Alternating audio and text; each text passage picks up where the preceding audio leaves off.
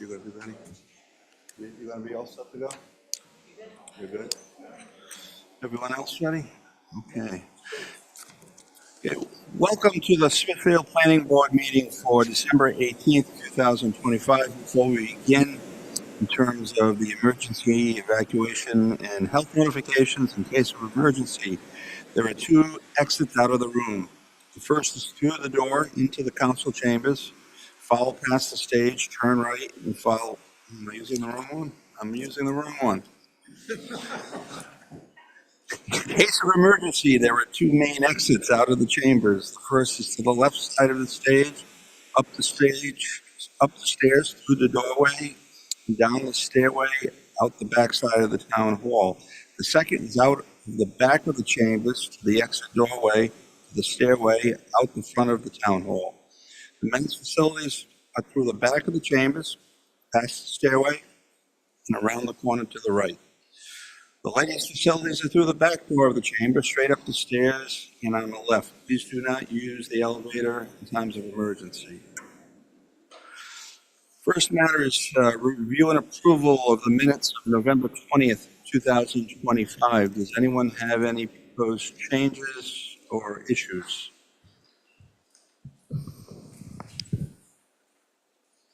Catherine? I wasn't able to attend due to illness, so I think I should have excused after my name. That is correct. Anyone else with any proposed changes or additions to those meeting minutes? We have a motion? Motion to approve. All in favor? Aye. All not in favor? As amended.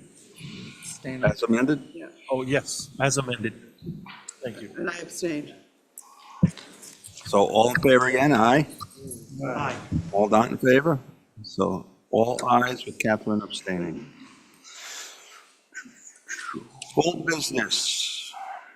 39 Whipple Road, Sun Builders, ID 2512, public hearing, minor land development, preliminary plan with road extension.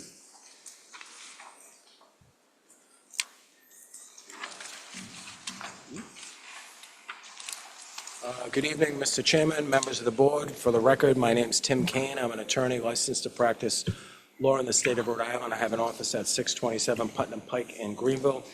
I do represent Sun Builders with regard to this 5-lot subdivision off Whipple Road, Plat 39, Lot 45. I think some of the good things about this subdivision, it's located in an R20 zone, and we're not asking for any dimensional relief on any lots. All lots either meet or exceed the 20,000 square foot requirement, some significantly. We have a 28, we have a 32, and we have a 25, and then we have a 23 and a 21. So they all meet or exceed the R20 density requirement. There are no wetlands, as noted in the staff report, so we don't have any DEM wetlands permits involved. The property is served by town water and hopefully will be served by town sewer.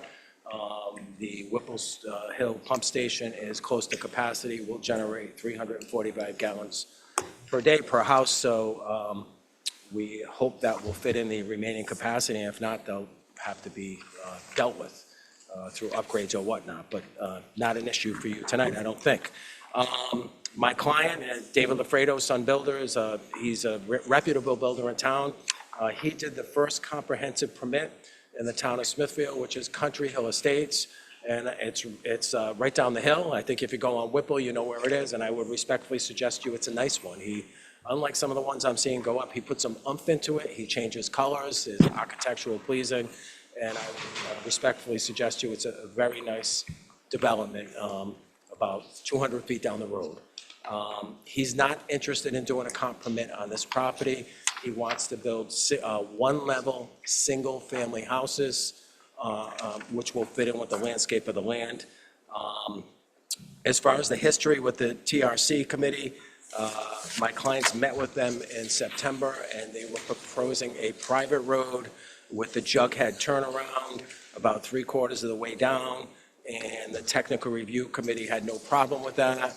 And then they went back to the technical review committee in December and asked if the road could become public, and they had major issues with it being a public road. The town is not interested, at least the department heads and whatnot, in owning this and maintaining this as a public road, so we're back to private road. The right-of-way, as you enter, and Mr. King, the engineer, will go over this more specifically, is 30 feet, and then it picks up to 36 feet. That's the right-of-way. We're actually proposing pavement of 22 feet wide, and I would respectfully suggest to you that, you know, a 5-lot subdivision on Whipple Road should not require a 30-foot wide paved roadway. Other than that, I'll have Mr. King kind of run you through the plan with a little more technical aspect. He's the engineer, and my client and myself and Mr. King are, hopefully could answer any questions that you have or that the abutters have. So,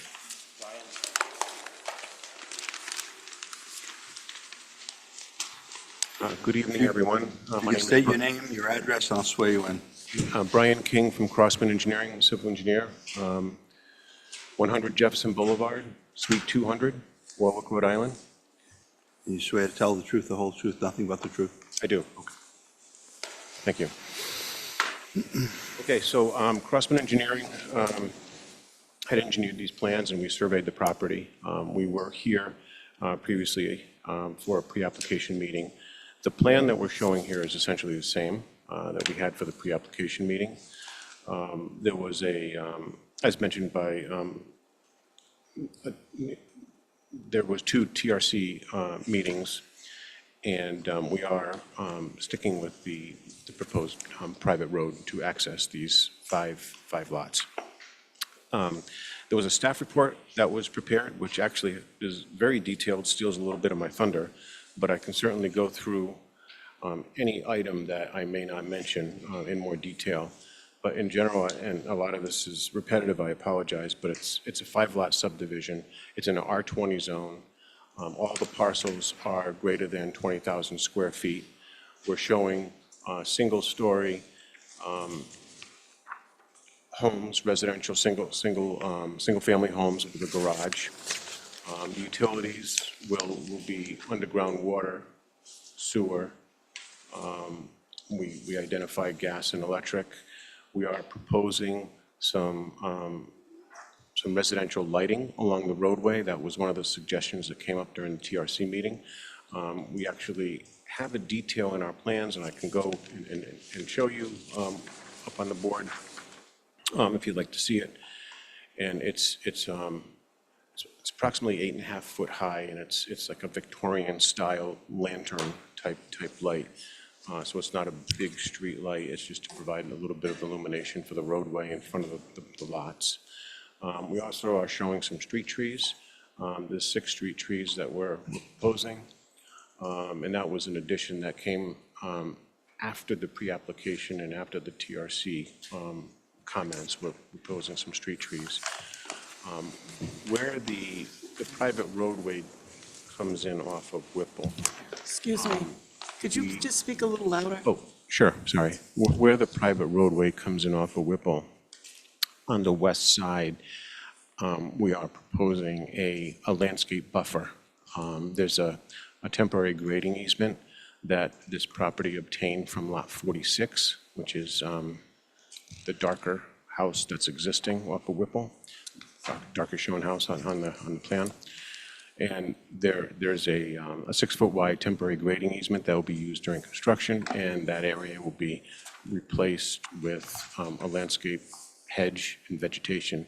And on the plans, we offer a variety of different evergreen plantings that would go in that location, and also a variety of street trees that can be used for the subdivision along the roadway.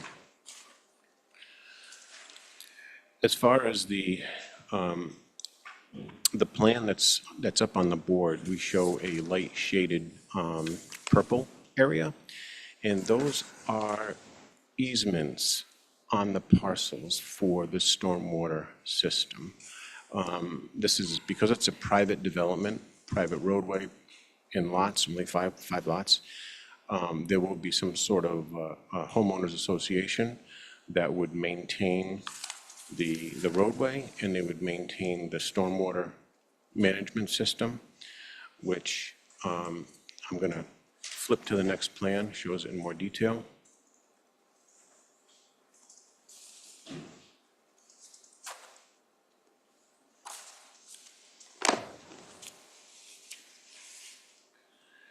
So for this plan, north is up, east is to the right, and west is to the left.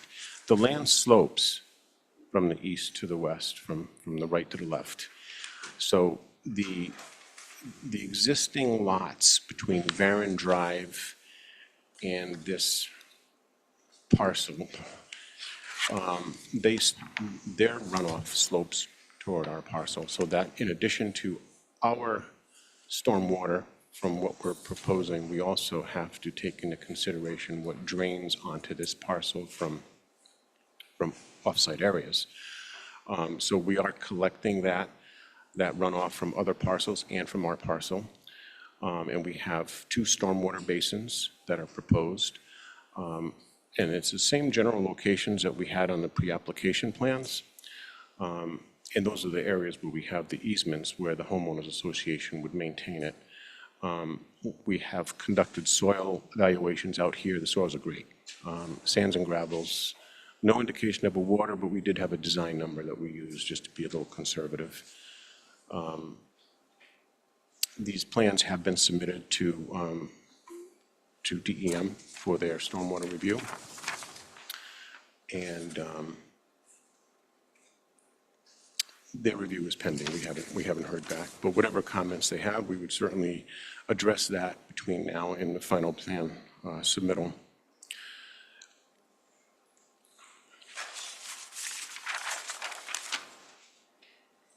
The stormwater management system that we've designed, it fully does conform to the DEM regulations, so we don't feel there's any issue. It provides the water quality. It infiltrates water and reduces the peak flow. And when we did our stormwater analysis of this area, we looked at the existing conditions and where that water goes today. And our goal was, and what we do show is, after everything is treated and mitigated and the peak flows are reduced, the stormwater after development goes the same way as it goes today. We don't push any additional water toward those condos on the left and the west.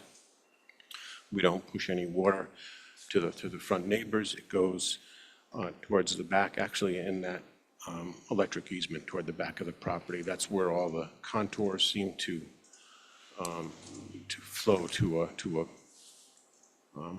waterway, and that's where everything flows after development. That's how we designed it. There are some waivers and variances that were mentioned, and the ones that we're asking for are the same ones that we had discussed at the pre-application meeting. And actually, one of them I think we made a little better, but we did keep it on the list. And I can certainly go through those if you like. Excuse me, they are on the plans, and they were in the project narrative. And it's also in the staff memo, but I can certainly expand on those variances that we were seeking if the board How wishes. can we do that? Was that, you would like him to do that? Please. Okay, sure. So the first one is, well, I won't, okay, so it's section 5, article C3, and it's in reference to the center line of the road. And what that regulation requires is that the roadway any new roadway intersect with an existing roadway, as close to 90 degrees as possible. 60 degrees is what they had mentioned is the minimum requirement. This one, because of the shape of the land, it comes in at 45 degrees. But what we did between the pre-application and this submittal is we pushed the road over a little bit to the west. So by doing that, we could actually turn the road closer to 90 degrees.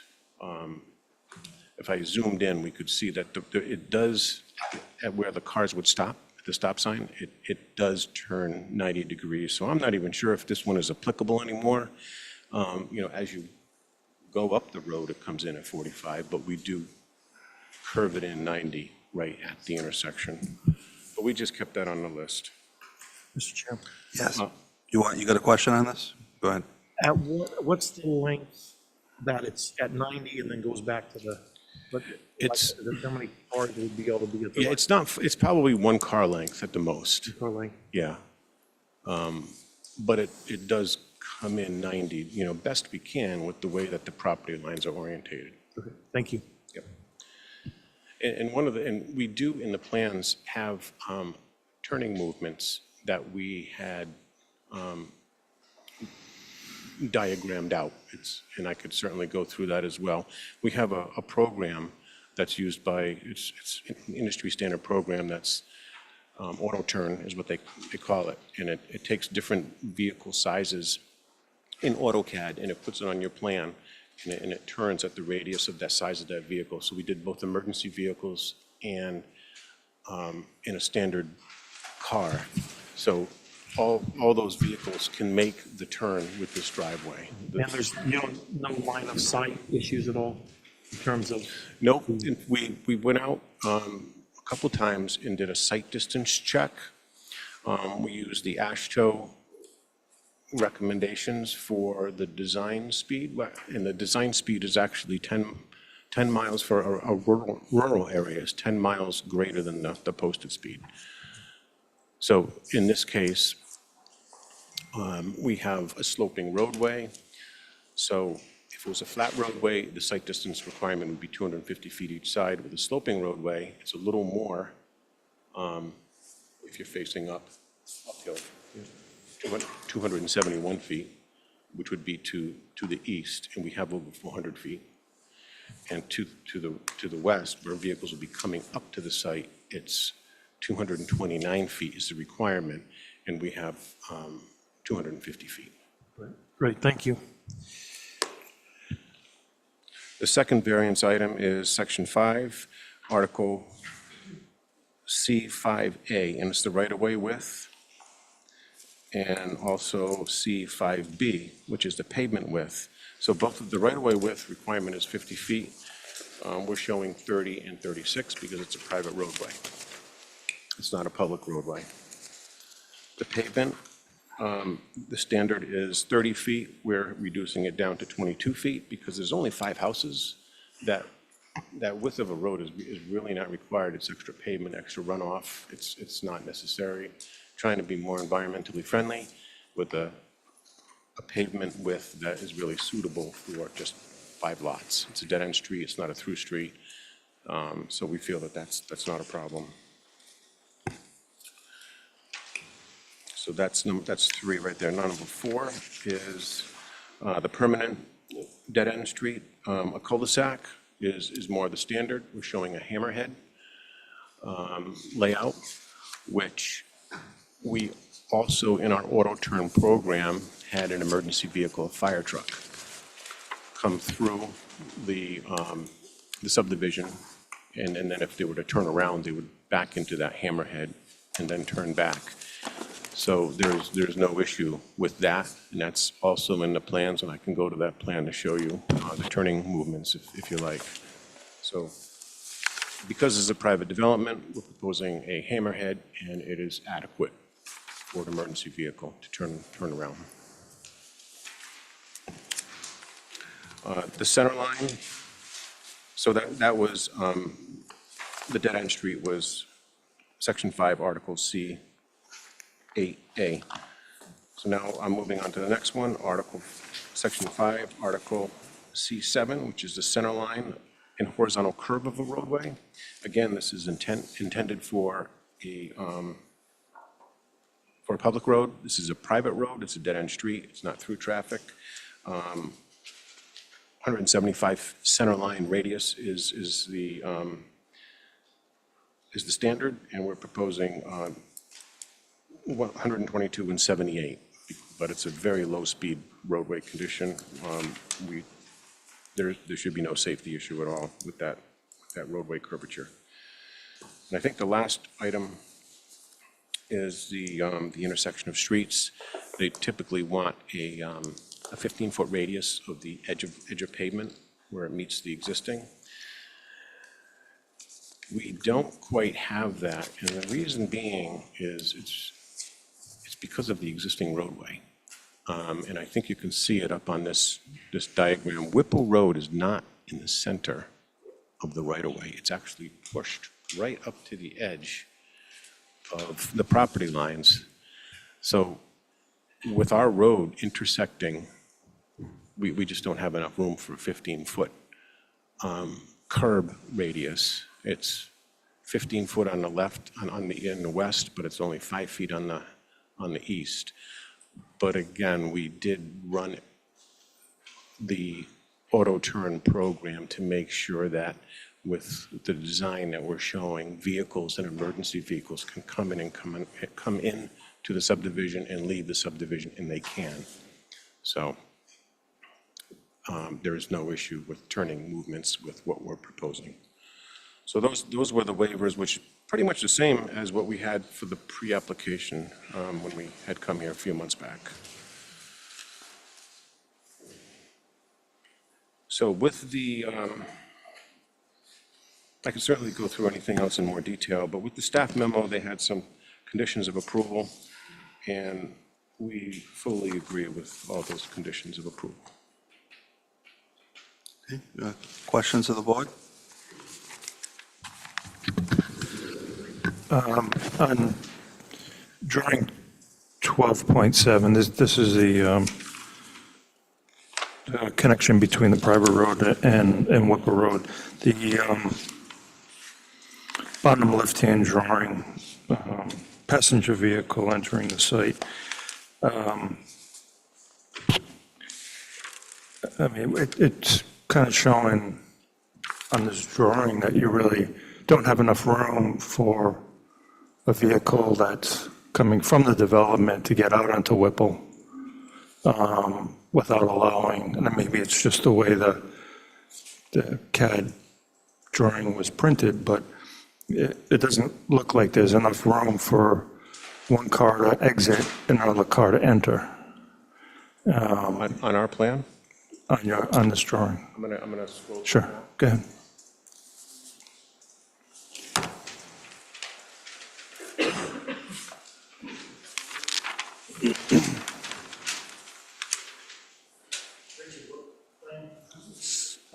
C 12.7. Last one in the plans.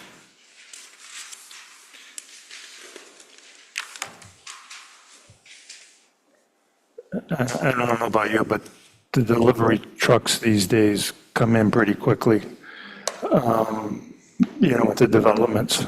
And I know we can't control that, but I can see a delivery truck trying to get in, somebody trying to get out, and that looked just a little precarious. So it was the last one on the lower right-hand corner that you're looking at? The left side, yeah. Oh, the left side? Yeah, maybe it was the way it was drawn. I mean, we don't feel it's an issue. Sorry? It's possible that it was the way it was drawn. I mean, we can take a look at that again, but we did not feel that it was an issue when we were working on it. Can you look at it again? If We can look there at should it be again two between now and vehicles final, yes. making their way through that Sure. intersection. Yeah. Thank you. Yeah. Did you have a question, Michael?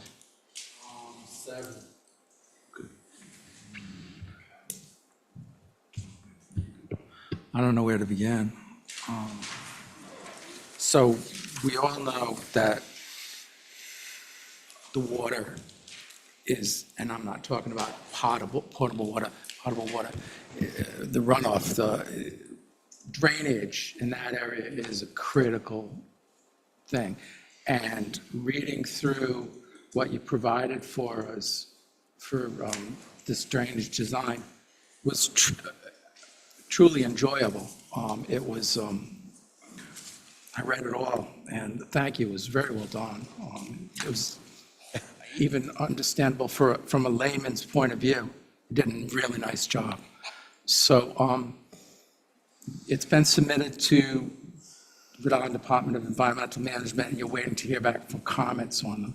Now, the last minor subdivision that this board considered went through several months and several iterations where between our peer review engineer for the town and DEM pretty much did a rewrite on the design. And so I'm wondering, because of the complex nature of drainage designs, especially in areas such as where there's been problems existing, like this hillside, I did have some questions about, will DEM ask for a rational analysis, as it's called, for this one? No, what we've provided is typically Is what acceptable we- for them? So that was kind of like an optional thing they asked for, depending on certain site designs? It's a site, I mean, now everything is in HydroCAD, and they HydroCAD, yeah, but and they they take had into asked for consideration rational. all those, the Manning's formulas and everything that was used, you know, so that they do Mm-hmm. the TR 55 and all that. It's just, they take all of that, those equations and incorporate this. So this is really the standard now, is doing it. The rational is sort of outdated just because this is more accurate, they feel, 'cause the model, the way it models. But stormwater. DEM did ask on this previous minor subdivision, they did ask, they required the applicant to do that because of the nature of the site and the drainage problems, the water problems in that particular part of the town. I was just curious. I think the rational is really more of a basic, though, compared to what we did. And when I asked the engineer about that, he said it was a study that shows the worst-case scenarios for the system to handle. And so, So when we designed our system, I mean, it's possible, but honestly, we haven't come across that comment in all the, you know, in all the plans that we've submitted. I was wondering if you could pull up the page on your plans that show, show some details on some of the structures, in particular, this interesting design you have for the retaining wall in the back of lots 4 and 5. It's really quite fascinating. I apologize for looking. It almost looks like you're designing a Roman aquifer, but it piqued my interest. Talks about a swale that's being built on top of the wall and directing the drainage towards catch basin 7. I couldn't find catch basin 7 on the plans. I was wondering if you could help me find that. And so the residents that end up buying lots 4 and 5, they're going to be looking, which isn't necessarily a bad thing if it's architecturally pleasing, but they'll be looking at a 6-foot retaining wall in their backyard, which will also provide the function of taking the runoff further upgrade to something called, to one of your catch basins and directing it to your detention ponds. And that's quite a design. Yeah, I couldn't find catch basin 7, but is that something that the occupants are going to have the responsibility of maintaining that retaining wall? And how will the homeowners association take care of the functionality of the drainage system built Yes. into it. Yes. They would be responsible for the swale on that retaining wall. That would be between the lots on the right or the east of the proposed road, Yep, 4 and 5 and. right on the property line from Yeah. the existing lots that are on the Varon Drive. So all of that runoff runs towards this property. So, and there is quite a grade change on this property, so we do need retaining walls. So in order to avoid a very high wall, we have two retaining walls tiered. The first one is located 10 feet off the property line along the easterly property line. I don't know if I can zoom in or not.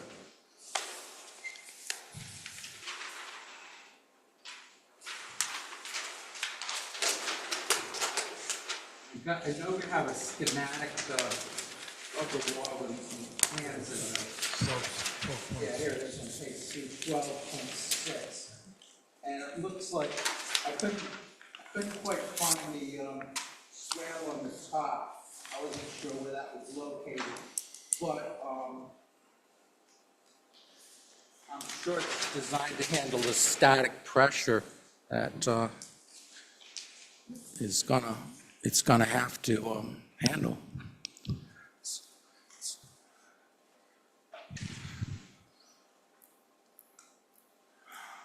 I tried to zoom in a little bit closer. Yes, these walls, there are notes in the plan that these walls, will be designed by, a professional engineer. What we're showing is a typical block wall, like a Versalock would be some, a product that could be used. There's many other products. So we're showing that wall to be 10 feet off the property. And then the second wall, which is a lower wall, is 6 feet off of that. So it's a terraced situation.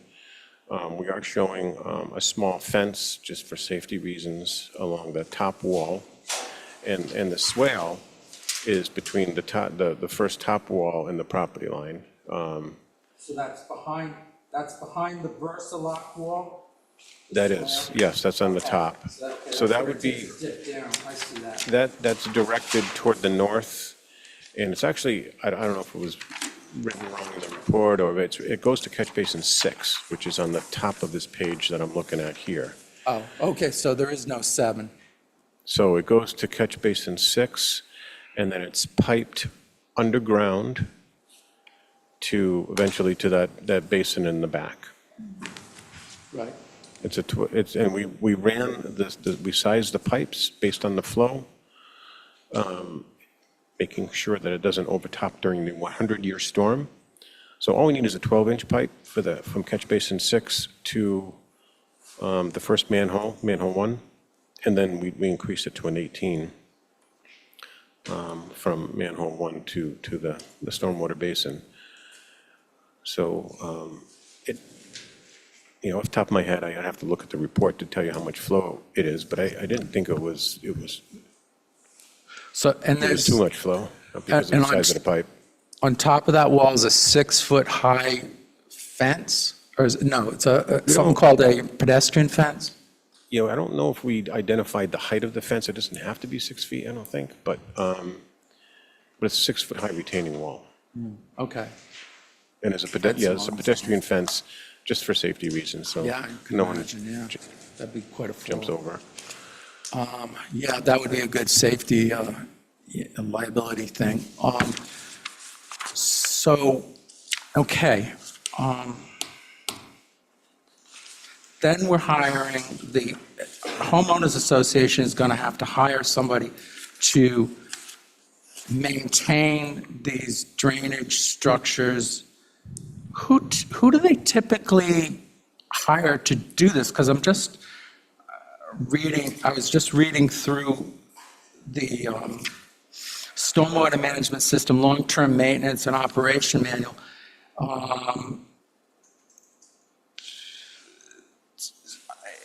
Some of these events are going to have to be monitored because it calls for the company to come out and check on these structures after certain events. The sediment forebay shall be inspected annually, and after storm events greater than or equal to the 1-year, 24-hour type 3 precipitation event. So I guess there's companies that are qualified to maintain these things, and they monitor when these events take place. Yeah, a lot of times, as far as the inspection, we recommend a yearly report being prepared, and then, certain inspections done maybe even more frequently. But those inspections could be done, for example, by like our company. Your company. Yep, we do those. Years ago, we worked, when Brooks Pharmacy was around, we worked on all the Brooks pharmacies in the area, in the state, and they were very diligent about these inspections, and we'd have these reports, we'd go out to every site. So based on what we found, it was either okay, or it needed some cleaning or repairing. So if it needed, cleaning or repairing, if the engineer, working with the association, they would make their report, and they could say, hey, I think, we need to have a contractor come in and clean the sediment out of the basin. Or if there's a slope that needs to be, reestablished, I think you need to hire a contractor to do that. And there's also like catch basin cleaning companies, if there's sediment in the catch basins, that really wouldn't be a contractor. There's a separate, like a vacuum type truck that would come through. And, yeah, so it would really, it would stem on the report and what the findings are. And then from what the findings are would determine what type of contractor you would need to help you out. I certainly hope they find a good one, because some of the drainage structures I've seen in town, just even driving along Route 44, they had trees growing out of them. Well, the issue, of course, is whether a homeowners association is going to do what they're supposed to do. Yeah, because some people don't want to pay Yeah. to have it done. I don't. That's a problem with it. I don't mean to be derogatory towards the applicant or his fine engineer. Crossman is a very well-respected company.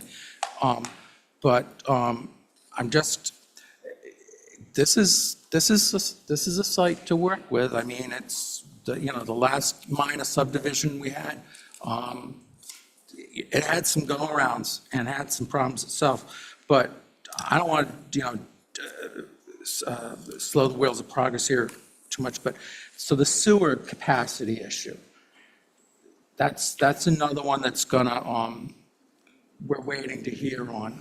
Reading through the memo and everything, he said, yeah, you can connect up to it, but then it says, well, They may want to get back charge. to you. They may want to charge us a fee.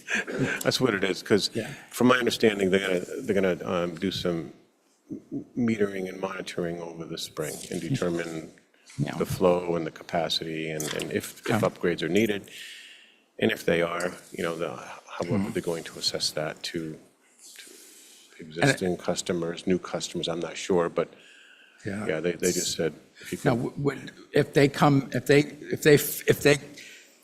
model you in and determine that you're the last guy in the door that's going to Five lots put it over can't the handle top, 5 more lots. then I imagine they're going to have to split the bill and see what your contribution is to upgrade the system. I mean, there's always an option of septic systems, which, honestly, it's more difficult on a small lot.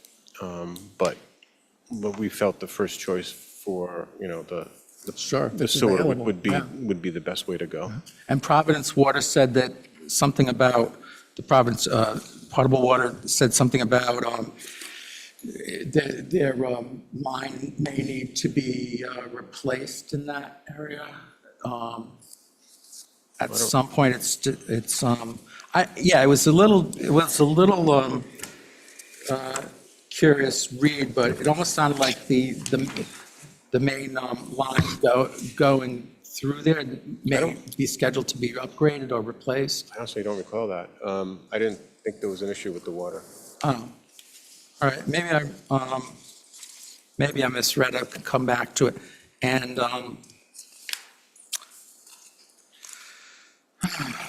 okay. Sorry, sorry, Mr. Chairman, I'm all done for now. Yeah. Any other questions? Board members? Mr. Chairman, the lighting that you mentioned, the roadway lighting, that'll, even though it's, whatever term you use, it's still going to be dark sky design, Oh, right? yes, yes. Okay. It looks, They would have like a cap, and it wouldn't be uplit, yes. okay, thank you. I just have a general question. What recourse does the town have should the homeowners association not take care of? I'm not quite sure they do. So that's, usually that recourse is built into the final homeowners association documents that have to be approved by the planning department as part of final application. Usually in those documents, there will be a provision that if some type of maintenance or work that has to be done on the homeowner association-owned areas of the land is not being done, if the town has to step in to do it, they then have the right to automatically lien every single property for the cost to the town to do that, whether they did it themselves or whether they hired whether the town did it themselves or whether the town hired a contractor to do it. And usually that's what I look for in the final set of HOA documents, language to that effect. The problem is, it comes down to when does the town find out about it? So it's somewhat of a twofold issue there. When there's a problem. Right, when the problem does develop. So, hopefully one of the people one of those owners of the 5 lots is a little bit more diligent than the other ones maybe and gives a heads up to the town because he read the HOA documents and says, hey, our HOA doesn't want to do anything, it's falling apart, and then the town can come forward and do something and take the trees out of the basin.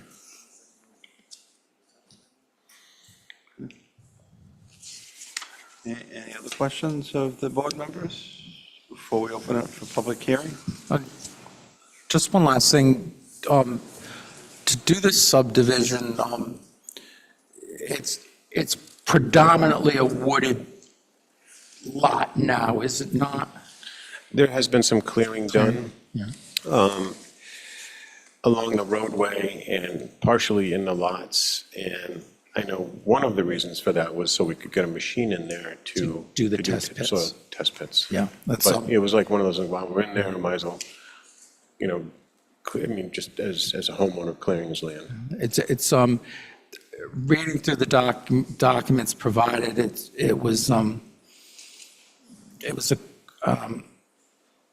a concern to me about the remediation of the clear cutting and the required, clearing that for building these homes and things, cutting out these lots. It's just, and what's going to replace the natural vegetation there to handle, and I know you've gone through the drainage calculations and I can see that. I read that and I understood it. But it's still a concern to me that the revegetation that the company does is adequate to the job of what was there and what it was doing prior to that. It's just a concern to me, but thanks. Okay. Thank you. Okay, thank you. And just one last question. There's a little white house there that all the trees are being cleared right on the property line to get into your lot. A what house? A lighthouse? On Whipple, there's a little white house. Oh, White House, I'm sorry. Yeah, right next to where you're clearing. Okay. What's going to be done to give them some privacy? Which house would that be? Would that be,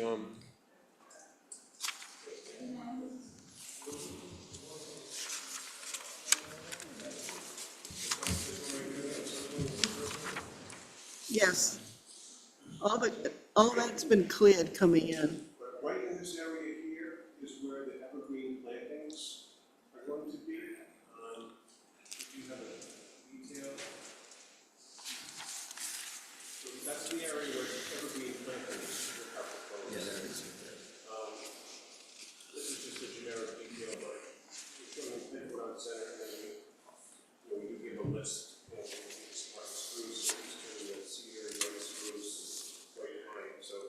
I don't know, I drove by it several times, and it looks like more land has been cleared closer to that house than it shows on the plans.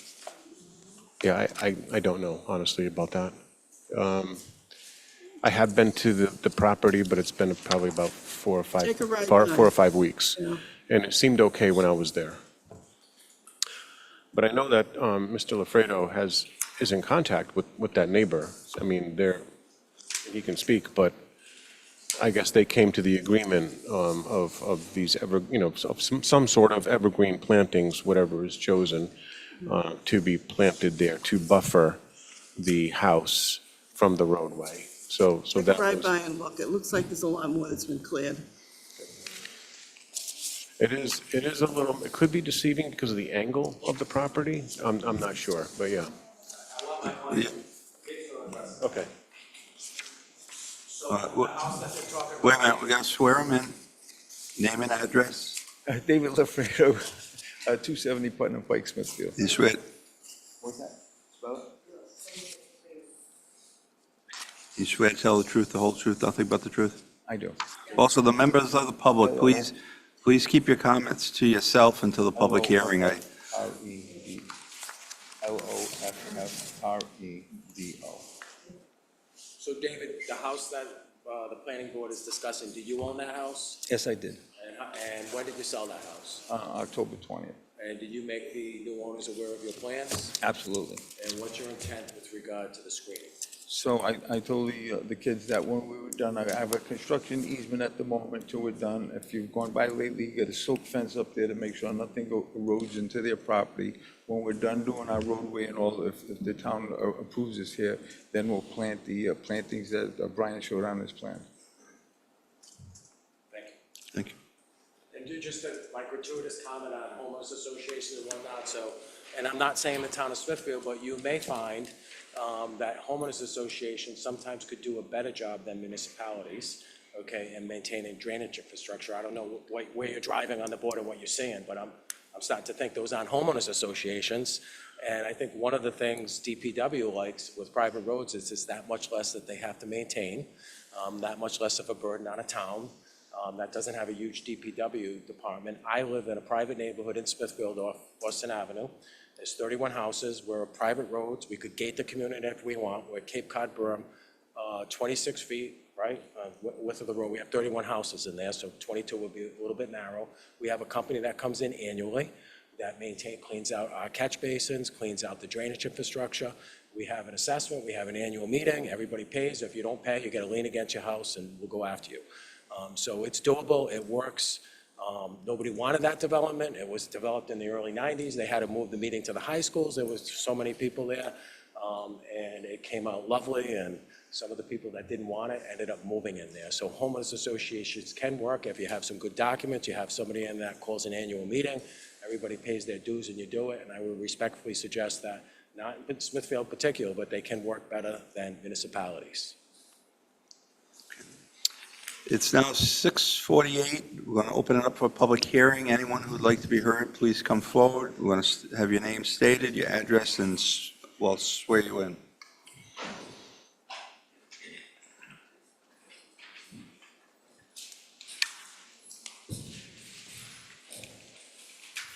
Right arm or left arm, I forgot. Name and address first. Charles Boyd, 14 Sprague Street, Greenville, Rhode Island. You swear to tell the truth, the whole truth, nothing but the truth. Yes, I do. I have a question. Have the board gone out and done a site to look at this place? As you If know, we not, don't, they should. as you know, we don't answer questions necessarily, but we have not. Okay. I suggest you do. Because driving by there, that entranceway is going to be very dangerous. It's just too small, it's too narrow, like he was bringing up, it's going to be hard for people getting in and out of there. It's very bad. There's got to be something else done over there. Or somebody's going to get hurt. It's just that simple. That's a fast road. I drive it every day. Every day. And is there enough legal, is there a site when you come out there? Can you see enough on there? Has anybody checked out to see if there's 500 feet site? I don't even know if, if that's part, it's legal, I'd like to bring up Mr. Moen. He's you're all smart, but something like that. Some of the things I looked at too, that drainage system is right out of MIT. It's like, but it's going to be very costly. It can be maintained, like you said, by homeowners, but it's going to be very costly. You get wind blowing, leaves blowing. If that thing gets jammed or doesn't get taken care of, that'll flood so fast that the fire department will have to be out there before they can get anything done in there. Somebody's gonna have to be in, like, look, we did it at the highway department. We got a storm coming like that. We had to have somebody standing on guard in them flooded areas, making sure that the leaves were off of those. Because if they didn't, they flooded like there was no tomorrow, really quick. You can't just call somebody to take the leaves off after the storm. So it can be done. And the cul-de-sac thing with the culvert thing running down in there, it's winter around here. How deep is that? That thing's gonna freeze. Then it's gonna flow over the top. It's not gonna, like I said, I looked at a little bit of, I was like, wow, look at this system. It's great, but I think it's gonna be very, very expensive for the homeowners to take care. If not, and if they don't take care of it, the fire department's gonna be out there. You know, because they're gonna have to, say for our safety reasons, and then like he said, we can sue them and put up, but if they don't got the money, now what are you gonna do? You know, so I would suggest two things. One, you go out and look at the property. Two, take somebody else and look at that flooding thing over there and see if it, you know, make sure that they got a plan and how it can be done, looked at, if there's another way of doing something like that, because it does look like a problem to me. Like I said, it's just too complicated. It's just too complicated. It's just, so like, other than that, I think it's a good idea, because there's houses and stuff in there. I think if they can get, you know, if they can widen that so it's safer to get out on that road and stuff like that, and make sure that if there's nobody houses get flooding, I don't see a problem. But I do see a problem with those safety, getting in and out of there safely, and I see a problem with the flooding possibles, something like that, because it could be expensive, that's all. But other than that, I see, you know, it's a good plan, you know, but I'd like to have those things looked into and checked. Thank you.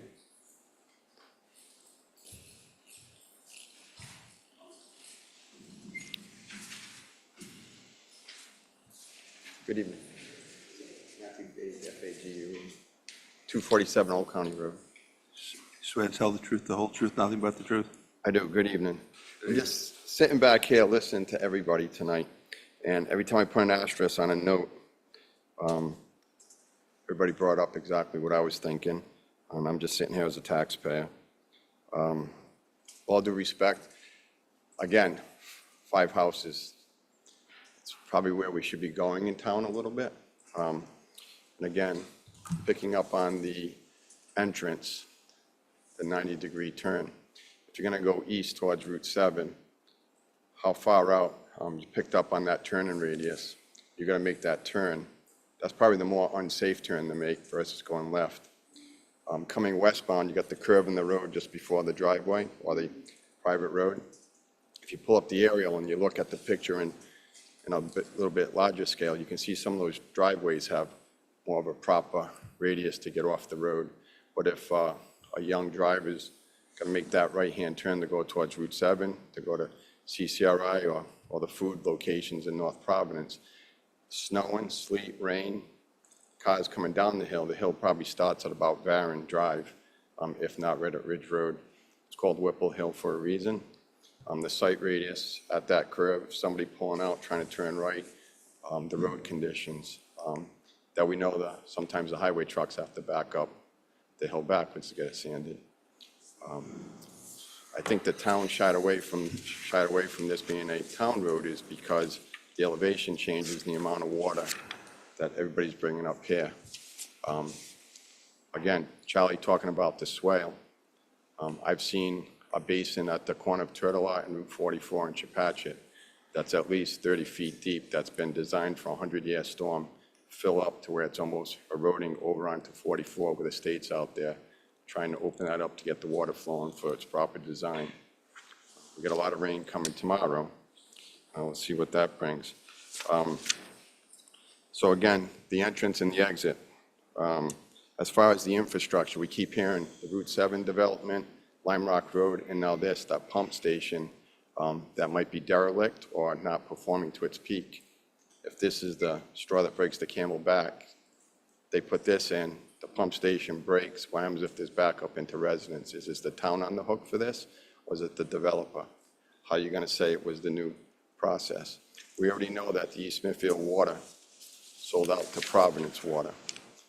We know that the infrastructure in this end of town is antiquated, so if Mr. Moen picked up on the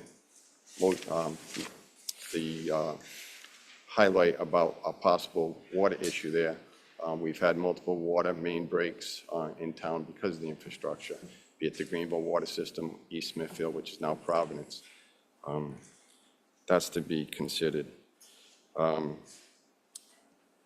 As far as these private roads and the homeowner association, I appreciate Mr. Kane offering his advice, and his neighborhood is a very nice neighborhood.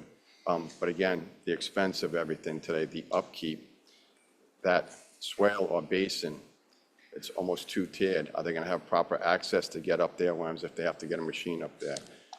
If that does fail, Crossman does a great job on peer review. Maybe we should offer peer review on this just to make sure that that drainage in that wall is going to hold. If that does let go, does that become a flooding issue for these homes? Is that going to be considered a floodplain based on the elevation changes and the way that the water is being redirected? As far as the stormwater, if you can't, well, let's just say they collect it properly on any of those basins, and it creates another problem that goes down and erodes down towards the condos down there. Is it on the homeowners? Is it on the original developer? I just see another problem where the elevation and the water. So thank you for the time tonight. Thank you.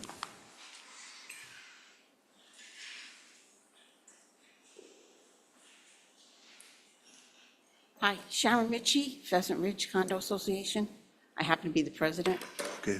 What's your we've got- address? What's your address? 17A. Can I swear you in? You swear to tell the truth, the whole truth, and nothing but the truth? Yes, I do. Go ahead.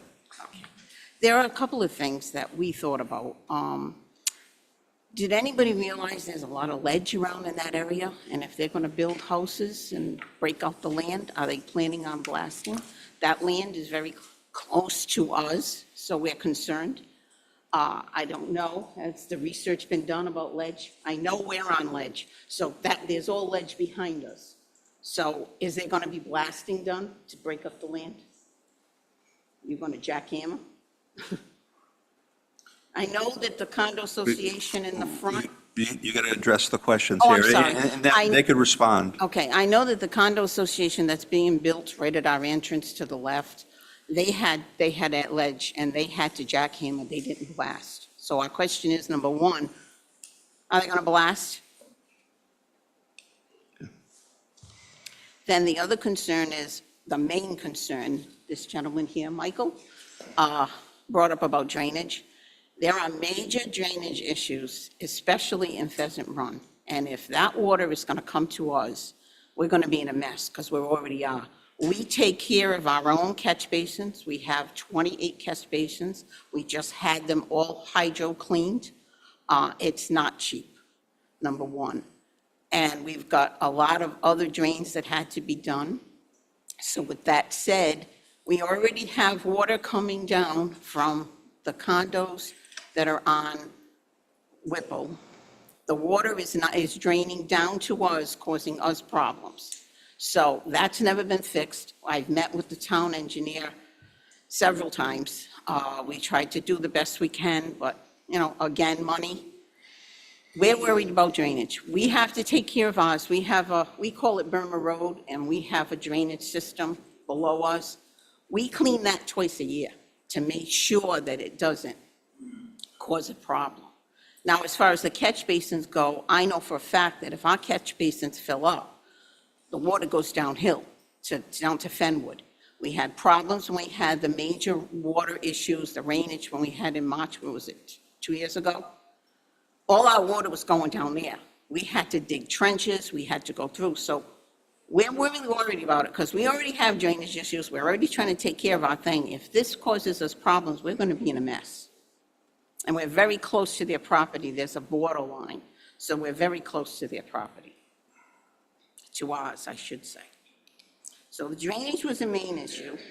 The other concern that we had, I talked about the blasting. The other concern that we had was, one other thing that we were thinking of is, we know they marked off some of the land, they did the escalating, the evaluation and stuff, but we don't know how they're gonna separate our property from theirs. As you said, it's wooded, it's our property. We'd like to know, are you gonna have trees, are you gonna put a little wall just to separate? We don't want people walking into our grounds, just like they don't want us to walk on their property. It's private property.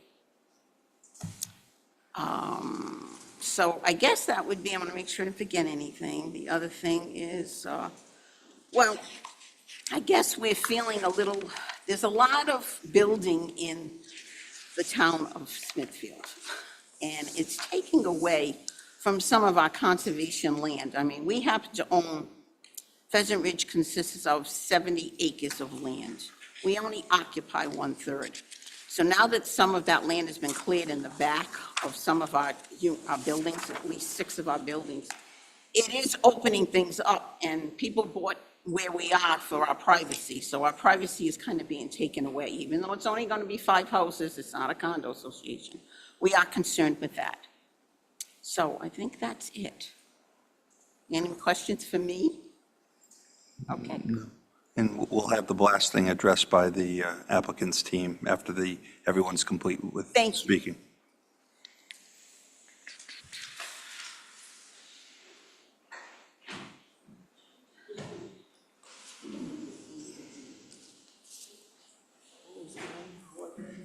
Oh, Elaine Howard, I live on 43 Whipple Road. Can you pull the microphone down a little bit? It's tough hearing. There we go. I live on 43 Whipple Road. It's the opening of this road between myself and the little white house that this lady was talking about. And Can I swear you in?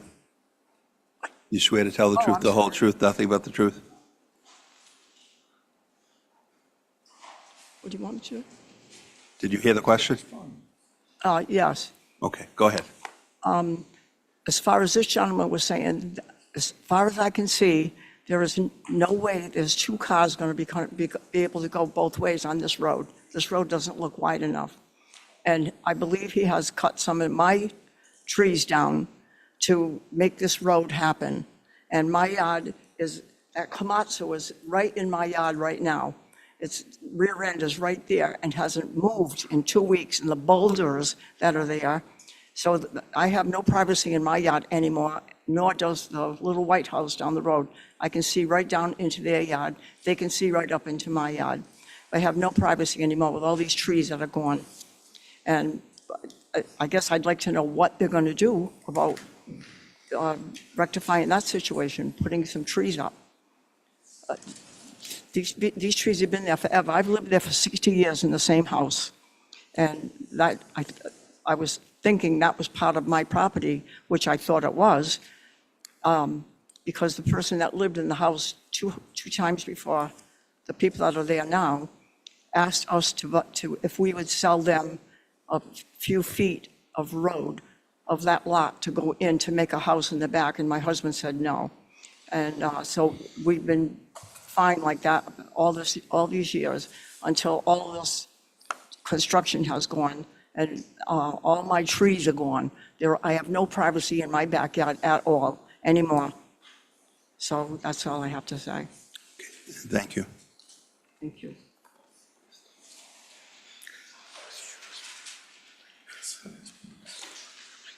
Hi, my name's Gail DeSimone. I live at 35 Whipple Road. Okay, you swear to tell the truth, the whole truth, and nothing but the truth? Yes, I do. As she was just saying, I live on the other side of that little house. My concerns are, David was saying he's going to come at least 20 feet off the property line. When we first originally built there, over 60 years like her, the town of Smithfield had said nobody was going to build behind us because after Pheasant Ridge was put in, Pheasant Ridge was told that that land was going to stay clear. Somewhere along the line, David told me he bought it in 2019. So, okay, things change. My concern now is that gray area, is that where the water is going? That little pond right over there? Is that what you call it? The runoff where the retaining walls are gonna go? That area there, the slope is incredible. I can't even walk to my neighbor's house because of how deep the slope is. I don't see, if that water ever goes out, it's gonna totally destroy the condos right next to the house. And as far as everybody else was saying, the way to get into that road, Smithfield Fire Department always comes up Whipple Road. Very rarely, they're not supposed to come down for some reason. Just to make that turn, they won't be able to do it. It's a true 90-degree turn. Unless they can widen that so cars can come in and out, I don't see how that's going to make it because, like, I think the engineer was saying, our property lines go right up to the street. There is no area where Smithfield will say, okay, we've got a sidewalk, we'll open it up. But my concern is where the water is, and the fact of coming in and out of there is going to be very, very difficult. And honestly, coming down the hill in the winter, they haven't been that bad, but to take that left going in, it'll be difficult for those people. David said that the houses he are building are very expensive houses, so I'm hoping that the people who buy them will take care of all the water area because it's going to be a mess if we have that water concern. The other concern I have is he was saying something about the 6-foot fencing retaining walls. I don't know where they were going, to the west or the east of the property line. I'll have him address it. So he can address that. It just doesn't seem like it's going to go in with the landscape. And as far as how much has been cleared, yeah, quite a bit has been cleared. I can see Pheasant Barren Drive from my yard. I haven't seen that. I mean, my dad built the house I live in, nor could I see the hardwood. So yes, that whole area is pretty clear right now. And as far as the trees and stuff that were back there, there wasn't a lot of hardwood, so it's mostly all soft pines. For them to reestablish forestry wouldn't be a bad idea. I know when they put in Pheasant Ridge, one of the things was that they had to keep it as natural as possible. I would like to see that happening. I mean, we're not going to stop development, but to keep the landscape as natural as it is. And that's all I got to say. Thank you. Any other members of the public? Okay, not hearing anyone else responding, we'll close the public hearing for tonight.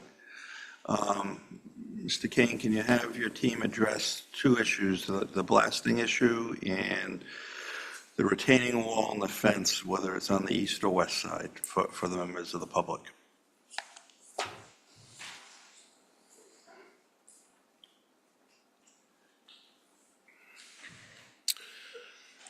Okay, thank you. The Brian King, Crossman. The blasting, we had conducted some soil evaluations on the site, so we would know what type of soils were out there, and that determined how we would design the stormwater system. We did not hit ledge. We did hit some big boulders. You'll need a decent size excavator to remove those boulders, but we did not hit any ledge. We dug down as 10 feet and deeper, and the soils were sands and gravels, and there was some boulders down below, but they were removed by the machine. So we did not encounter ledge. And the There's other a question issue. about the fence on the retaining wall. Okay, so the retaining walls are all on this property, and they're not on the property line, they're inside the property. The one that I was talking about with the fence is on the east side toward the Barren Drive. That is 10 feet off the property line, the first wall. And then the second one, it's a tiered wall, 2 walls, and then the second one is 6 feet from that first wall, so 16 feet off the property line. And the fence is on the top of the wall just for safety reasons. If someone from another property comes across and wants to. Okay. Thank you. Thank you. Discussion? So, Mr. Chairman, I'm confused about the little white house. Is the little white house right next to the entrance? It's right next to the, it's on the right.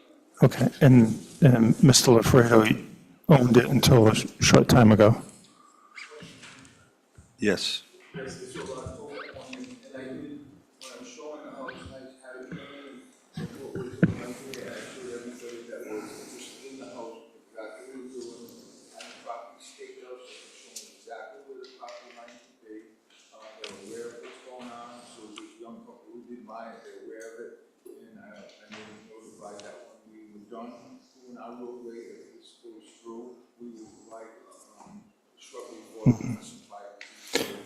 So my question is that, If you could come up, Mr. LaFredo.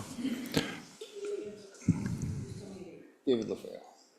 so my question is that if you own that property, wouldn't you have an opportunity to take some of the land or the property from that house to make this connection to Whipple a little easier? I actually did. So when I bought that house, I actually took the 30 feet from that house to get access in. Any more than taking the 30 feet off of the house property would have made the house just like difficult to get in. I actually extended the driveway because it had a circular driveway, and to make the circumference in the house easier to turn, I actually took 10 feet of grass off of the 39 Whipple, the house lot, so their driveway would be less intrusive to make the turn. So I've done everything possible to try to make this all work.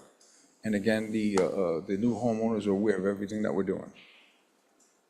I'd just like to make one other comment. I did do the development down the street 15 years ago, and yes, there was a ton of boulders, and we addressed that. And just one other thing, everybody's concerned about the drainage. When we did that development, the 100-year storm was 7 inches. It just so happened we just got all the infrastructure done and all, and it was pouring like a son of a gun. I go out there with my umbrella, and I'm watching the rain, we're making sure our drainage worked. And actually, that particular storm in 2010 increased the 100-year storm from 7 inches to 8 inches, and we caused no problem. So I'm aware of the hill, I'm aware of what goes on over there, I'm aware of being a good neighbor, and we'll do the right thing. Okay, thank you. Discussion? One member of the public suggested a peer review. Does anyone think that's appropriate in this case? I was kind of wondering what we kind of think of that entrance. Is it just being a private road? And technically, it's wide enough. It has 90 degrees. Yeah, just curious about the entrance. They're concerned about the entrance that Richard brought up, and the public brought up also. So, yeah, just I don't know if there's any discussion with anyone else about it. I just said something there have to be. How dangerous do you think it is, or just one of those entrances people have to be careful? If we have a peer review, can the same peer review do the entrance exit and the drainage plan? Can the peer review do both the Yeah. entrance and the drain plan? Yeah. No, usually it's two separate, because I think the entrance would be more of a traffic issue as opposed to the drainage, which is the civil, I think. Sometimes they have them in-house, that's what I'm talking about. Yeah. We can ask, oh, I see what you're saying, two different, yes. It can be the same company doing two different reviews, correct. What's the thoughts? Joe?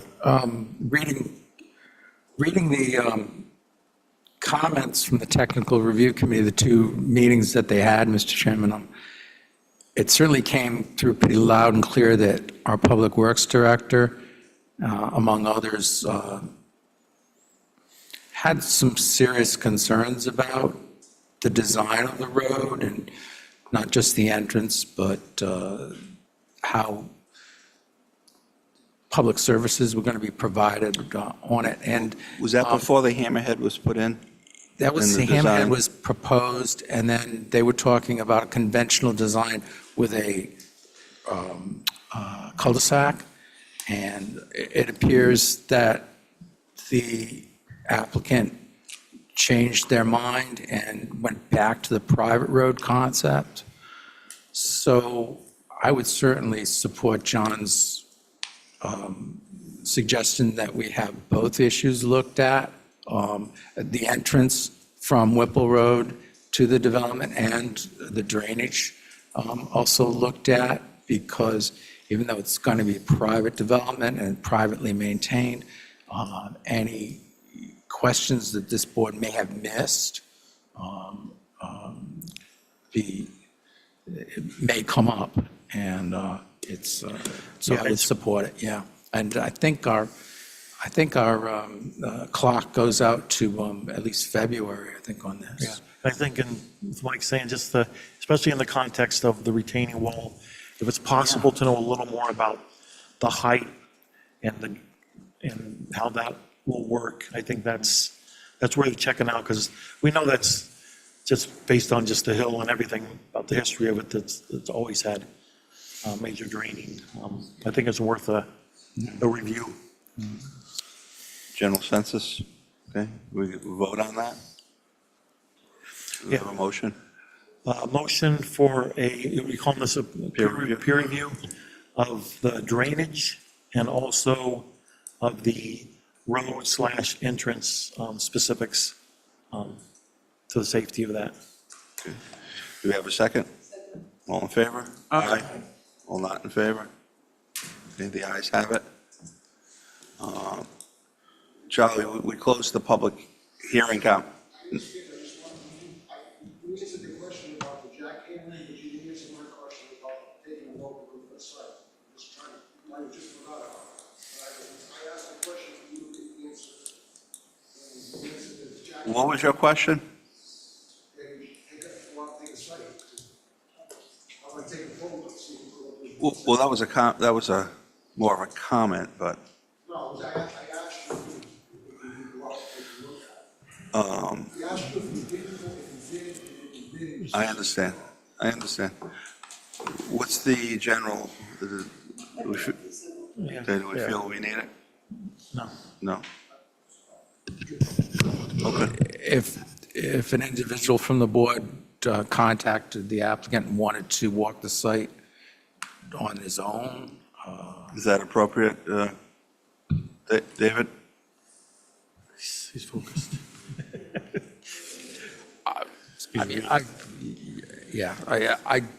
I know where it's located. That's It is acceptable? correct. The individual board member can go there on their own and inspect the site. It might be a good idea to give the council a heads up, just so they don't think someone randomly is on their property. And also, if anyone does do their own, it'd also be good to put it on the record when you're here, what you did or what you saw. Okay, that's, yeah, I might be interested. Okay. Mr. Chairman, Joe? I have a question. Since we did suggest and agree to a peer review, is the fire department going to be contacted about their access or lack of access to the road from Whipple Road? Will that be part of the peer review, or do we have to ask that question separately? We can make it part of the peer review to ensure that fire apparatus can get in and out of that entrance safely. When we won't have engineering talk or traffic talk to the peer review, or I can talk to them to mention those items. If I'm about correct, access the in and out. applicant's engineer ran it and determined that it was, but Correct. I think that's on the last sheet page. I saw that. Okay. But they can still review, we can just ask them to review those diagrams. Okay. Mr. Kane, in terms of continuing the hearing, I assume you have no issue continuing so we can have the peer review? No. Do we want to pick a date now? I think, so you're on a 95-day clock for this one, which goes into March, from what I understand? So maybe a February? I think February would be better because January's meeting is early. It's like the 15th. It's as early as it could be. I think that would be a tight turnaround with the holidays. Is that okay, Mr. Kane, February? Yes. Okay. Yeah, what's the dates for the members of the public that are here? February 19th?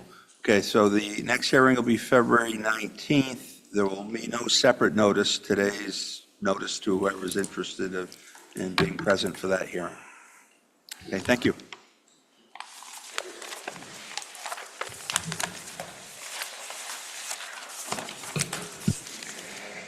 Everybody good?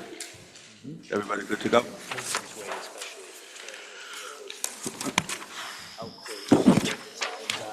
The next matter, 113 Austin Ave, ID 2407, public hearing, minor subdivision, preliminary plan with road extension.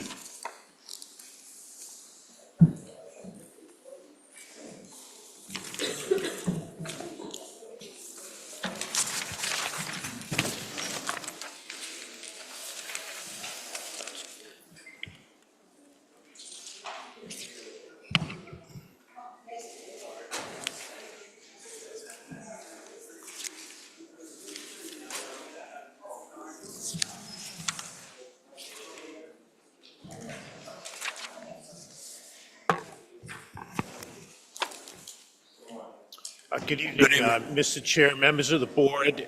William Landry, representing the Simonelli family. This also is a minor subdivision that includes a private road, similar to what you've been discussing. It's a 10-acre site, was the site of a historic home that was demolished a few years ago. A single-family home has been built on that same site that's occupied by Mr. Simonelli, the senior Mr. Simonelli, and his wife. This is a family undertaking here with respect to this property to create 3 lots within this 10 lots, including the one that has Mr. Simonelli's home on it. That's a 3-bedroom house. That sits on a 4-acre lot that's deep into the lot from the road, about 300 feet from Austin Avenue. And so the access road, I know we don't have it up on the plan here for the public to see, but the access road is on the extreme west side of the property along the western boundary line. We too have sought a waiver from the 50-foot right-of-way with 40 feet, with 20 feet of pavement for most of that road, as opposed to 30. There's a small area where it's reduced to 12 feet, an area of about 5 or 6 feet, maybe. So each of the parcels is well in excess of the 2-acre minimum. Mr. Simonelli's lot is 4 acres. The one that'll be right next to it is 2.5 acres, and the one that is closest to the road is 2.6 acres. So there's more than enough room to have these lots under current R80 zoning. It's anticipated that at least for the foreseeable future, another Simonelli family member will occupy the middle lot. So it's not quite a family compound, but it's pretty close to it. We've got public water, OWTS, DEM has provided a subdivision suitability for the OWTS. as well as a RIPD's permit for the stormwater design. There's a bioretention basin at the entrance to the property. There are actually two openings at the entrance of the property to proceed to the main private driveway. The stormwater design features that bioretention basement and a couple of infiltration basins. We understand, I wasn't there, but the TRC town engineer have registered their satisfaction with the stormwater design, and the fire chief has registered his satisfaction with the entrance configuration and the geometry of the roadway. I'm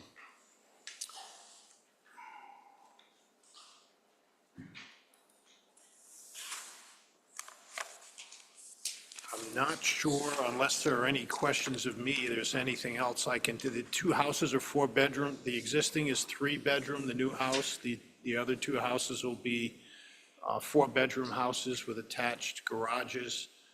The existing house has a detached garage associated with it.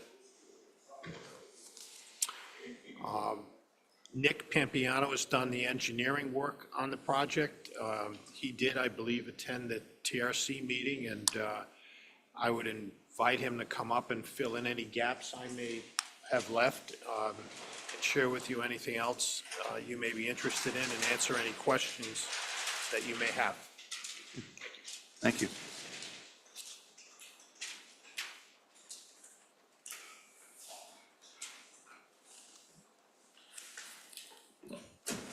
Hang on one second. Do you have a question? No. If you could state your name and address, then I'll swear you in. Sure. Nick Pampiano, Advanced Civil Design, 180 Danielson Pike, Situate, Rhode Island. Okay, and you swear to tell the truth, the whole truth, nothing but the truth? Yes. Go ahead. Piampiano.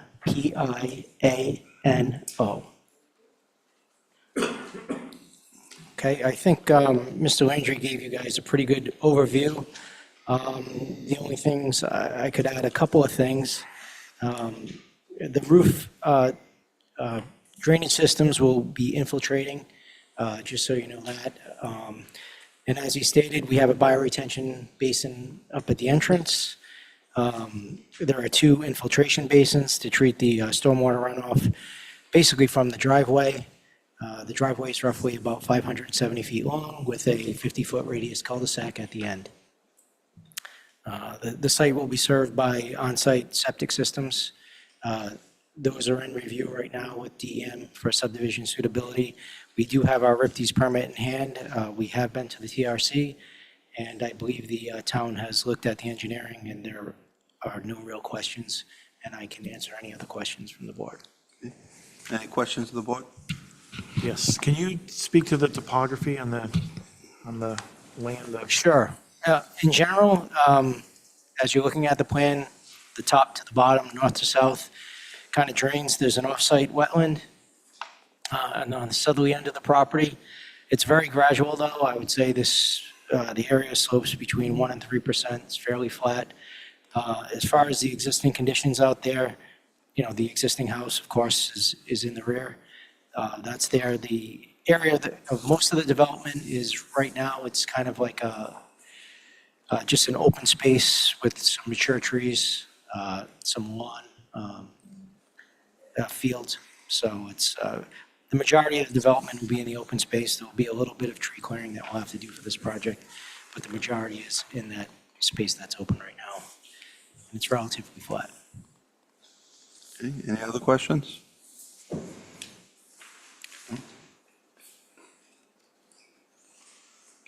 Board's good? Okay. It's approximately 7:30. We'll open up for a public hearing. If any member of the public would like to be heard on this project, please come forward.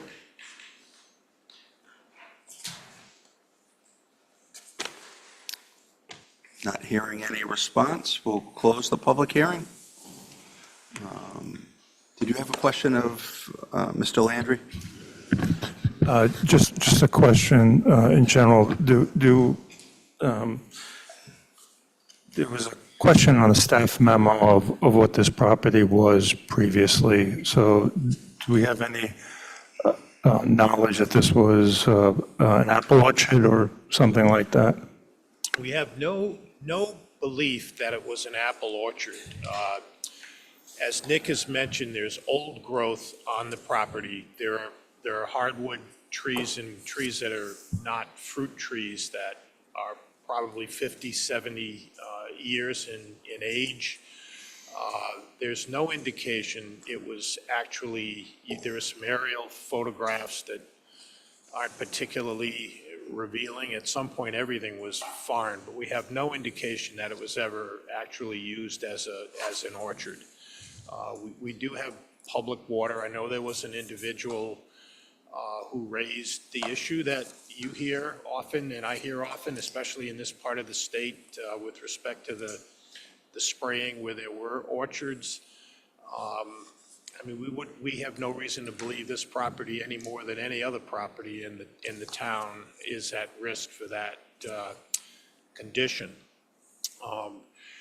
The Simonelli family is going to occupy this. They feel very comfortable about the situation. They're sophisticated buyers who understand land. And I also think I recall correctly that wherever you might have an arsenic issue, the remedy normally involves spreading fill, creating some type of cover. It's really, I don't think, a problem where there's public water, but where there's a remedy, it involves filling. And this property will, in its natural course of development, based on the grades, require filling as a matter of course. So it's not meant to be an environmental protection device, but it comes pretty close to what would happen on this lot, even if there were some type of arsenic presence there remaining. The board has recently required 2 developments where there was actual proof that there was an orchard to have specific testing. My understanding with this particular application, there's no actual proof that the property in question was a prior orchard where these type of, so this is different. The natural indicators wouldn't support that. And the old photographs of the growth, some of the trees on the old maps are the same ones that are there now. So we can't say anything beyond a reasonable doubt, but I think the reasonable understanding is that this is not an at-risk location for that. Any other questions? Discussion? I think it's a good project. That's what we are looking for in Smithfield as opposed to some of the different projects that come before us. Yep.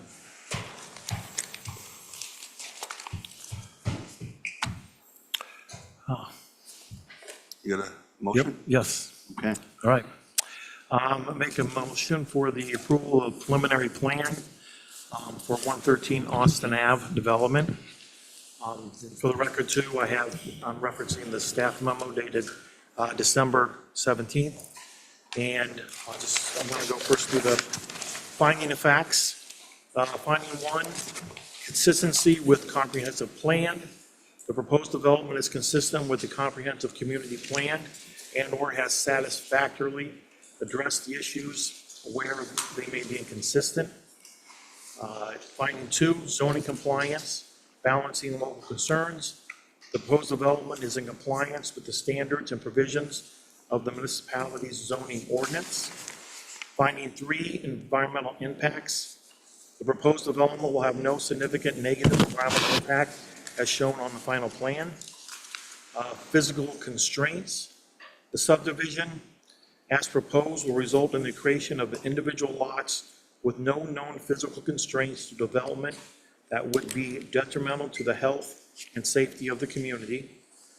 Finding 5, access.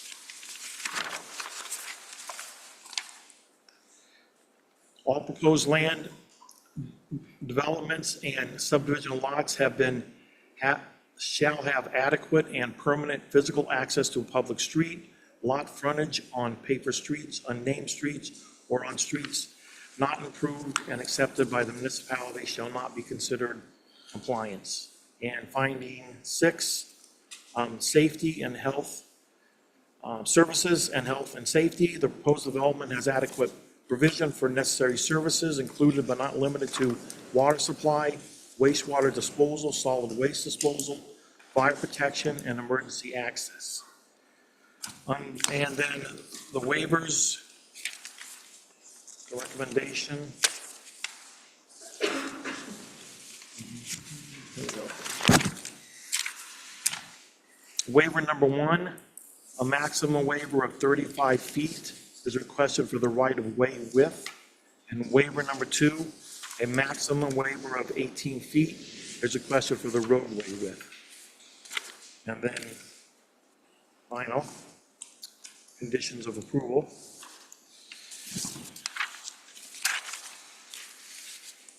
The proposed improvements will result in more than 1 acre of soil disturbance. A RIDEM RIPTES permit is required. A RIDEM stormwater permit for the proposed stormwater infiltration basins is required. A separate utility permit application will be required from the town of Smithfield, including soil erosion, sediment control permit for road opening permits. Subdivision site suitability certification for OWTS. The contractor will be responsible to contact and coordinate with the gas, electric, telephone, communications companies for the new installation and service to dwellings, and construction controls for dust, noise, and runoff. Is there anything else? Anything else? Are they asking for administrative approval on anything? Is this Yes. Final can be done administratively. final administratively? And I just wanted to clarify, I think the RIPTES permit has already been obtained. Okay, RIPTE's already attained. And I heard the numbers 35 and 18, but was it Yes. supposed to be 40 and 20? Was it supposed to be 40 feet that they wanted for the roadway instead of 50 and then 20? Yeah, the memo says if you want to, I just want to make sure that you didn't go too narrow if they're Nick fine going Papiano, narrower. That's just for the pinch point that was down to 12 feet, so that's the maximum relief required in there, and I do believe that's correct. proposed, you're right. I read the proposed 40 feet right-of-way width, and then proposed width shall not be less than 30 feet. That's the other part of it. Okay. Do we have a second? Second. All in favor? Aye. All not in favor? The ayes have it. Next matter, general public comment.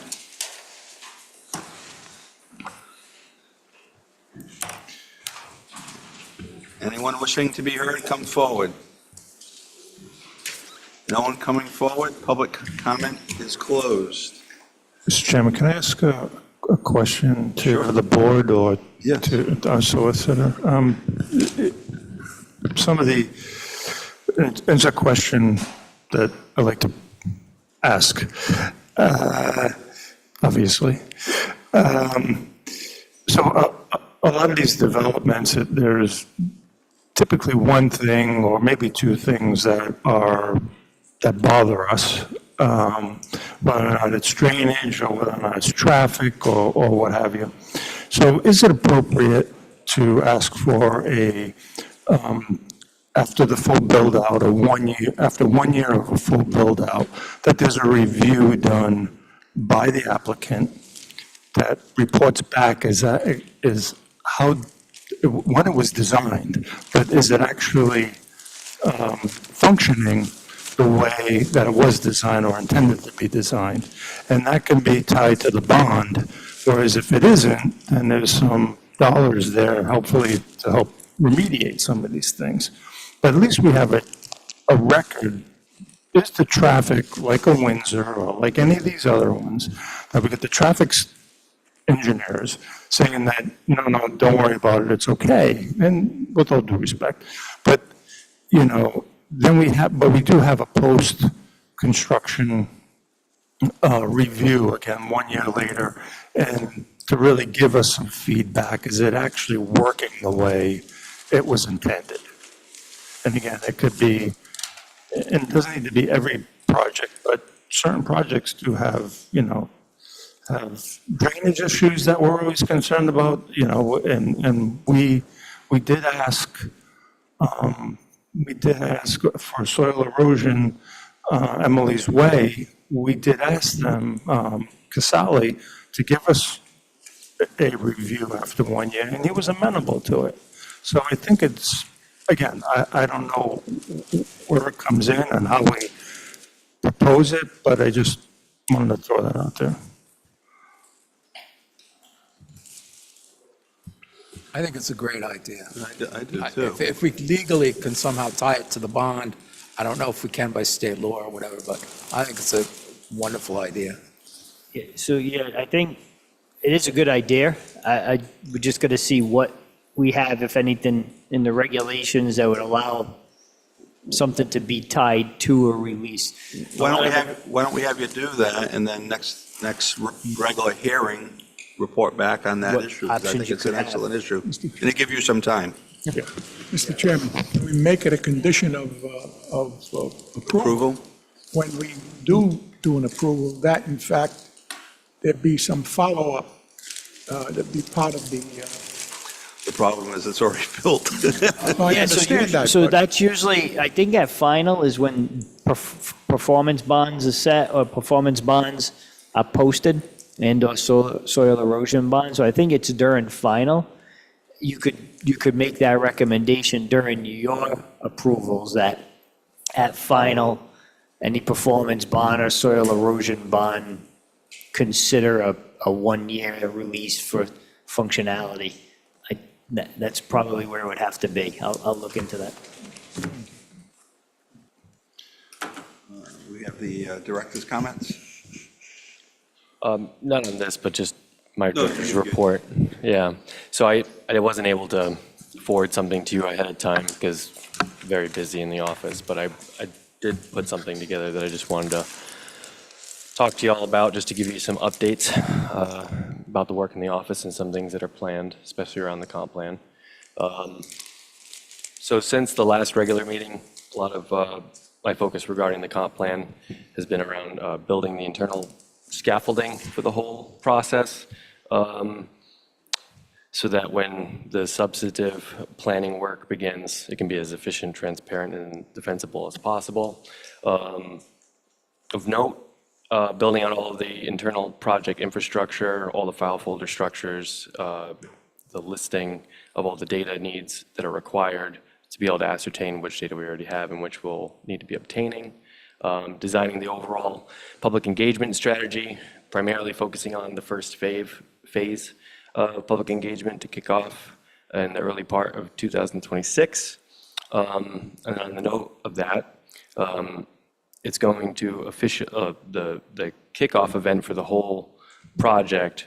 I have slated for February 3rd, Tuesday, February 3rd at the East Smithfield Community Center.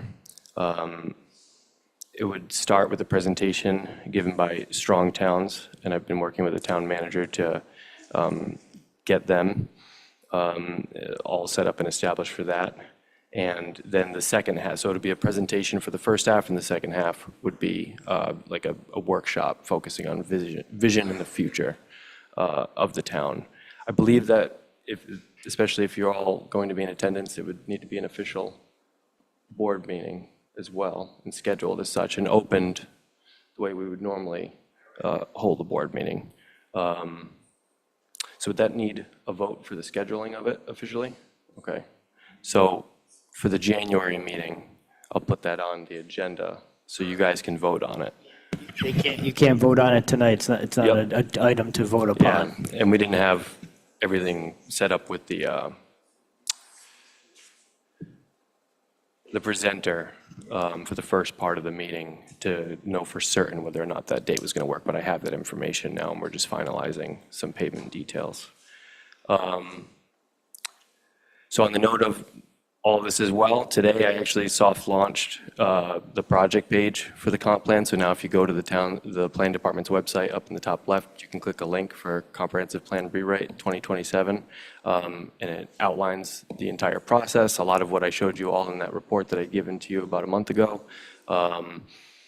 That's where folks are going to be able to go to get any and all updates, sign up to get updates via a form that I have on there. That's where surveys will be posted and everything like that. Just on the note of the website in general, I've made some fairly substantial edits to the website over the last couple of months, and in the last week, I also added to and changed the name of one of the links on there, which was just like helpful documents and links to planning documents and resources, and I expanded that greatly to be able to point folks to necessary boards, commissions, state agencies, and other planning resources. So if you're ever interested in poking around that, I encourage you. Also, we're going to have an intern starting in early January. Her name is Alexandra. She's a Smithfield resident.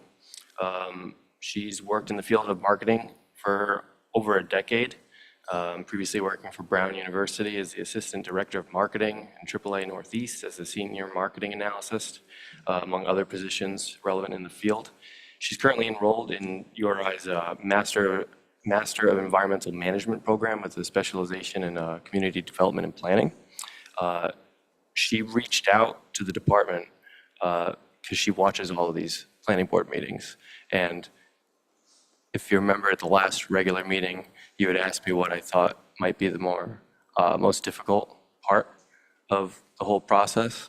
And I had said that public outreach and making sure that enough folks could participate. She picked up on that and reached out to offer her assistance, and she wanted to volunteer, and I suggested that we make it a formal internship. So she's mostly going to be helping out with outreach, but also because of her background and her current program that she's enrolled in. That, and she might also help with some research and writing for certain portions of the comp plan that, make the most sense, she's most comfortable with, and appropriate for her to do so, which is wonderful that she had reached out.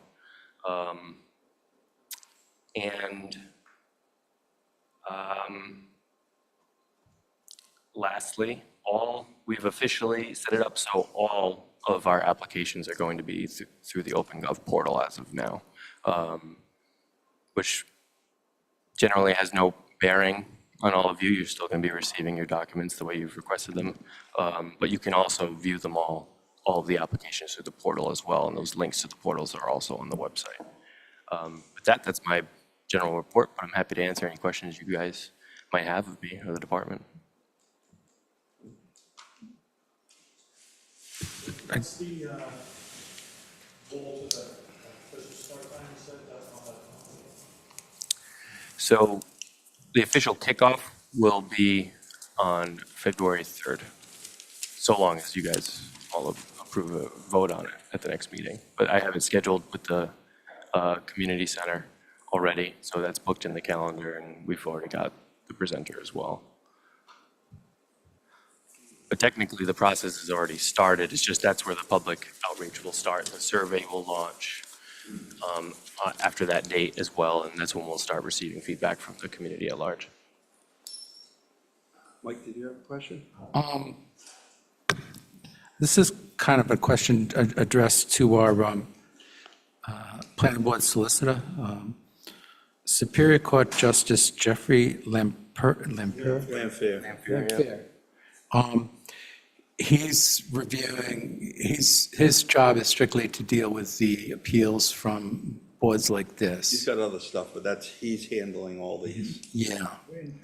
Is there and I've just picked up on a couple of his most recent rulings, and it crossed my mind that possibly reading what a judge finds in these appeals and whether reversing them or sending them back or denying them would give some insight into how this justice is thinking about the stuff that comes to the applicant. Is there a library that your office is keeping about these decisions that the planning board members could view electronically? Or I just, it's, you know, do you know where I'm going, Counselor? I do, and I think the Chair DeAmber also probably has, there are different sites that can send you blurbs of cases that are decided. If you sign up for those sites, you can get the actual full opinions. Otherwise, I think in the Superior Court level, you got to wait till it posts on some, either the case maker site or a Google Scholar. I think Mike's question is a little different. He's wondering if you're collecting them as they come out so that they could be reviewed. That's what I got from his question. I could be wrong. No, that's exactly, I wanted to educate myself on the thinking of the justice and what he's picking up on, and. Well, some of the recent opinions are generally supportive of findings of the board, so he. I don't keep a running list, but I usually research cases from time to time to see what, you know, what some of the latest issues are that are being heard. Okay. Thank you. Anything else? Do we have a motion? Motion to adjourn. Second? Second. All in favor? Aye. All not in favor? The ayes have it. Merry Christmas.